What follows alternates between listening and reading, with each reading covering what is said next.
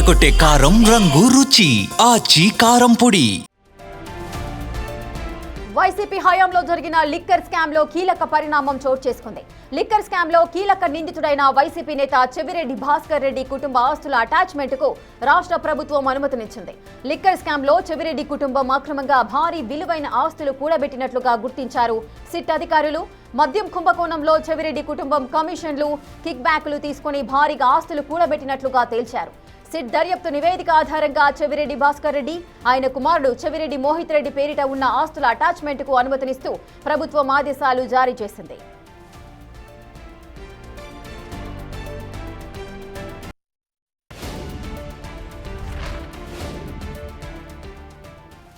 KVS infra ఎండీగా ఉన్న Chevireddy Lakshmikanthamma alias Lakshmi పేరిట ఉన్న ఆస్తులు, సీఎంఆర్ ఇన్ఫ్రా పేరిట చెవిరెడ్డి మరో కుమారుడు చెవిరెడ్డి హర్షిత్ రెడ్డి పేరిట ఉన్న ఆస్తుల అటాచ్మెంట్ కు అనుమతినిచ్చింది. మద్యం కుంభకోణం అక్రమాలతో చెవిరెడ్డి కుటుంబం 63,72,00,000కు పైగా ఆస్తులు కూడబెట్టారని తేల్చారు సిట్ అధికారులు. సబ్ రిజిస్ట్రార్ కార్యాలయాల్లో ఆస్తుల విలువను కేవలం 8,85,00,000గా తగ్గించారని సిట్ తేల్చింది. 54,87,00,000కు పైగా ఆస్తుల మొత్తాన్ని లెక్కల్లో చూపకుండా ఉద్దేశపూర్వకంగా దాచిపెట్టారని పేర్కొంది. తిరుపతి జిల్లా చంద్రగిరి, రేణిగుంట, తిరుపతి రూరల్, తొట్టంబేడు జాయింట్ రిజిస్ట్రార్ల వద్ద రిజిస్ట్రేషన్ చేసినట్లుగా గుర్తించారు.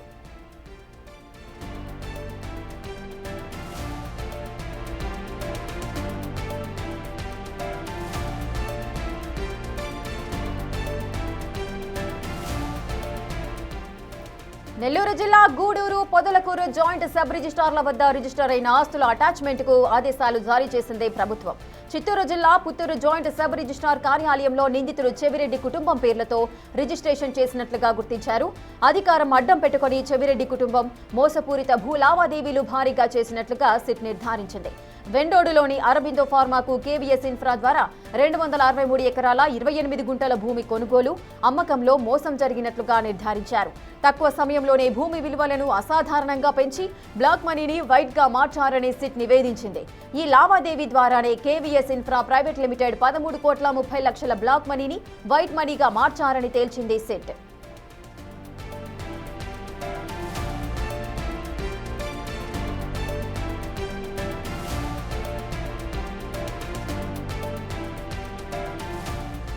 మద్యం కుంభకోణం నుండి కమిషన్లు, కిక్ బ్యాక్లతో చెవిరెడ్డి కుటుంబం భారీగా స్థిర, చరాస్తులు కూడబెట్టారని తేల్చింది సిట్. అవినీతి నిరోధక చట్టం, క్రిమినల్ లాలోని పలు సెక్షన్ల ప్రకారం అటాచ్మెంట్ కు అనుమతించాలని ప్రభుత్వాన్ని సిట్ కోరింది. ఆస్తుల అటాచ్మెంట్ కు విజయవాడ కోర్టులో దరఖాస్తు చేసేందుకు అనుమతినిస్తూ ఆదేశాలిచ్చింది ప్రభుత్వం. తదుపరి చర్యలు తీసుకోవాలని డీజీపీని ఆదేశించింది. ఈ మేరకు ఉత్తర్వులు జారీ చేశారు హోంశాఖ ముఖ్య కార్యదర్శి సుకుమార్ విశ్వజిత్.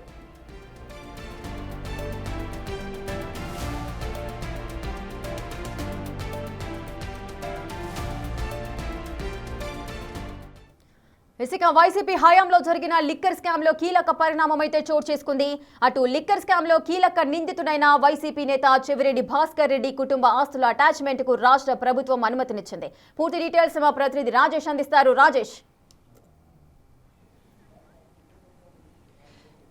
మద్యం స్కామ్కు సంబంధించి దాదాపు 3,000 కోట్ల వరకు స్కామ్ జరిగిందని ఇప్పటికే సిట్టు నిర్ధారించిన నేపథ్యంలో ఈ సిట్టుకు సంబంధించిన వ్యవహారం కానీ మద్యం కుంభకోణంలో కీలకంగా వ్యవహరించినటువంటి మాజీ ఎమ్మెల్యే చెవిరెడ్డి భాస్కర్ రెడ్డికి సంబంధించినటువంటి ఆయన కుటుంబ సభ్యులకు సంబంధించిన ఆస్తుల అటాచ్మెంట్కి ప్రభుత్వం అనుమతిస్తూ కొద్దిసేపటి క్రితమే హోంశాఖ ముఖ్య కార్యదర్శి విశ్వజిత్ ఆదేశాలు ఇవ్వడం జరిగింది. కోర్టులో పిటిషన్ దాఖలు చేయడానికి రాష్ట్ర ప్రభుత్వం తరపున హోంశాఖ అనుమతి ఇవ్వడం జరిగింది.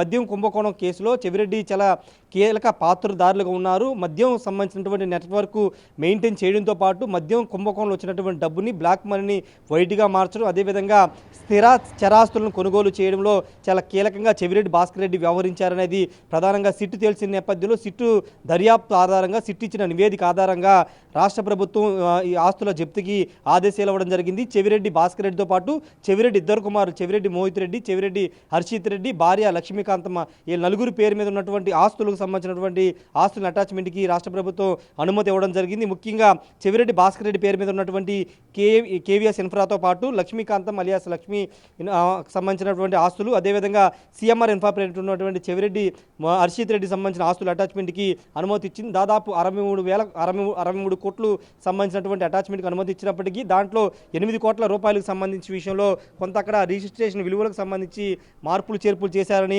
సిట్ తెలిసింది. దానిలో భాగంగా మొత్తం 54 కోట్ల వరకు నల్లధనాన్ని మద్యం కుంభకోణం ద్వారా పొందినట్టుగా నిర్ధారించారు. వాటన్నిటిని కూడా తిరుపతి, అదేవిధంగా చిత్తూరు, నెల్లూరు జిల్లాల్లో వివిధ ప్రాంతాల్లో స్థిరాస్తులు కొనుగోలు చేశారు, రిజిస్ట్రేషన్ కూడా చేశారని ఆధారాలతో సహా సిట్టు తేల్చడం, దానికి సంబంధించినటువంటి జప్తుకైతే ఆదేశాలు జారీ చేయడం జరిగింది. వచ్చినటువంటి మద్యం కుంభకోణంలో వచ్చినటువంటి ఈ నల్లధనాన్ని పూర్తిగా ముడుపుల ద్వారా ఇదంతా స్థిరాస్తులు చరాస్తులు కొనుగోలు చేసినట్టుగా సిట్టు తేల్చిన నేపథ్యం దానికి సంబంధించినటువంటి విషయంలో అనుమతి అవ్వడం జరిగింది. అవినీతి నిరోధక చట్టంతో పాటు క్రిమినల్ లాలోని పలు సెక్షన్ల ప్రకారం అటాచ్మెంట్కి అయితే రాష్ట్ర హోంశాఖ అనుమతి ఇచ్చింది. ఇప్పుడు ఈ అనుమతి ఇచ్చింది కాబట్టి ప్రస్తుతం చెవిరెడ్డి పేరు మీద ఉన్నటువంటి ఆస్తుల్ని జప్తు చేసే అవకాశం కనబడుతుంది. కోర్టులో పిటిషన్ దాఖలు చేస్తారు కాబట్టి ఆ పిటిషన్ ఆధారంగా జప్తుకి కోర్టు కూడా అనుమతి ఇచ్చే అవకాశం కనబడుతుంది. వీటితో పాటు ఇంకా పెద్ద మొత్తంలోనే చెవిరెడ్డి భాస్కర్ రెడ్డి స్కామ్కు పాల్పడ్డారని తెలుస్తుంది. ఎందుకంటే మొత్తం ఎలక్షన్ ముందు కానీ ఎలక్షన్ డబ్బు పంపిణీకి సంబంధించి కానీ ఈ మద్యం కుంభకోణంలో వచ్చిన డబ్బునన్నిటి కూడా అటు తిరుపతి నుంచి బెంగళూరు తరలించడంతో పాటు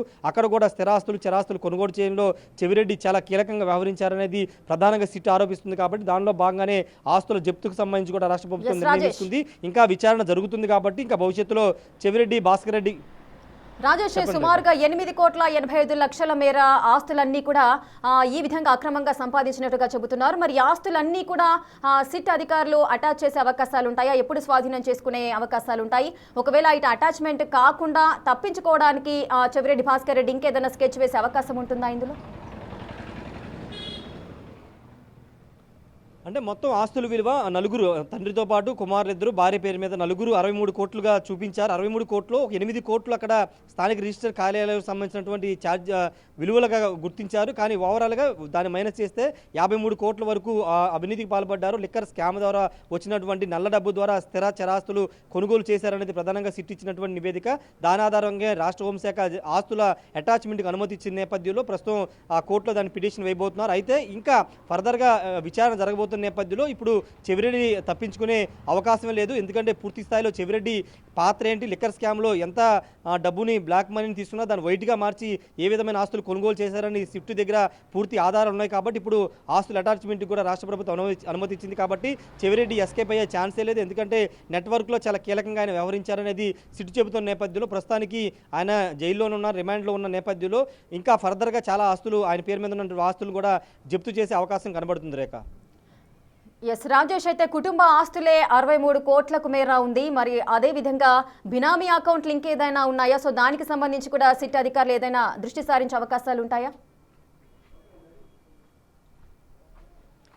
ఖచ్చితంగా లిక్కర్ స్కామ్లో వచ్చినటువంటి 63 కోట్లకు సంబంధించి ఇప్పుడు స్థిరాస్తులు కొన్నారని ఇంతకుముందు చెప్పుకున్నట్టే ఇంకా చాలా డబ్బు ముడుపులు వచ్చి ఉంటాయనేది సిట్ కూడా నిర్ధారిస్తుంది. ఎందుకంటే షెల్ కంపెనీలు సిట్ ఈ మద్యం స్కామ్కు సంబంధించిన విషయంలో వచ్చిన డబ్బునన్నిటి కూడా షెల్ కంపెనీలు ఏర్పాటు చేశారని మొత్తం కూడా సిట్ నిర్ధారించింది. చాలా చోట్ల అటు బెంగళూరు వేదిక కానీ లేకపోతే హైదరాబాద్ వేదికగా షెల్ కంపెనీలు ఏర్పాటు చేసి అక్కడ ఈ డబ్బునంతా తరలించారు, బంగారాన్ని కూడా కొనుగోలు చేశారని గతంలో సిట్ ఆరోపించిన నేపథ్యంలో ఆ కోణంలో కూడా విచారణ కొనసాగుతుంది. కాబట్టి ఆ షెల్ కంపెనీలు ఏం పెట్టారు, ఎంత డబ్బును తరలించారనే విషయాలు కూడా బయటకు వచ్చే అవకాశం అయితే కనబడుతుంది. ప్రస్తుతానికైతే ఇప్పుడు వరకు సిట్టు నిర్ధారించినటువంటి 63 కోట్లకు సంబంధించిన విషయంలో ఎక్కడెక్కడ ఆస్తులు కొనుగోలు చేశారు, ఏ సబ్ రిజిస్టర్ కార్యాలయంలో ఆ రిజిస్ట్రేషన్ జరిగినని పూర్తి వివరాలు రాష్ట్ర ప్రభుత్వానికి ఇచ్చిన తర్వాత ఆస్తుల అటాచ్మెంట్కి సంబంధించిన నిర్ణయం కూడా ప్రకటించారు. కాబట్టి ఇంకా భవిష్యత్తులో షెల్ కంపెనీల ద్వారా ఇంకెంత డబ్బు తీసుకువెళ్లారు, ఎలక్షన్లో ఎమ్మెల్యేలకి ఈ లిక్కర్ స్కామ్ ద్వారా వచ్చిన డబ్బుల్ని ఎమ్మెల్యేలు కూడా ఎలక్షన్ ప్రచారం కోసం పంపించారు. దాంట్లో కూడా చెవిరెడ్డి చాలా కీలక పాత్ర వ్యవహరించారని సిట్టు తెలిసిన నేపథ్యంలో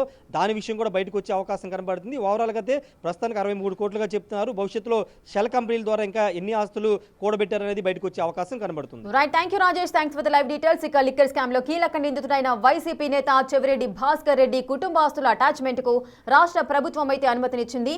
అటు లిక్కర్ స్కామ్ లో చెవిరెడ్డి కుటుంబం అక్రమంగా భారీ విలువైన ఆస్తులు కూడబెట్టినట్లుగా గుర్తించారు సిట్ అధికారులు.